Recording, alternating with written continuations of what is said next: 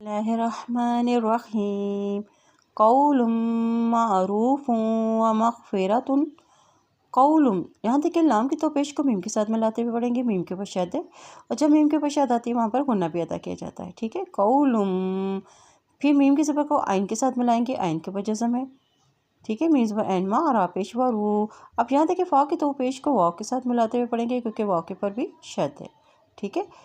قول معروف و مغفرۃ، قول معروف و مغفرۃ خیر من صدقۃ، خیر، اور یہاں دیکھیں را کی تو پیش کو میم کے ساتھ ملاتے ہوئے پڑھیں گے کیونکہ میم کے اوپر بھی شد ہے، اور جب میم کے اوپر شد آتی ہے تو وہاں پر غنہ بھی ادا کیا جاتا ہے، ٹھیک ہے۔ خیر من صدقۃ، قول معروف و مغفرۃ خیر من صدقۃ۔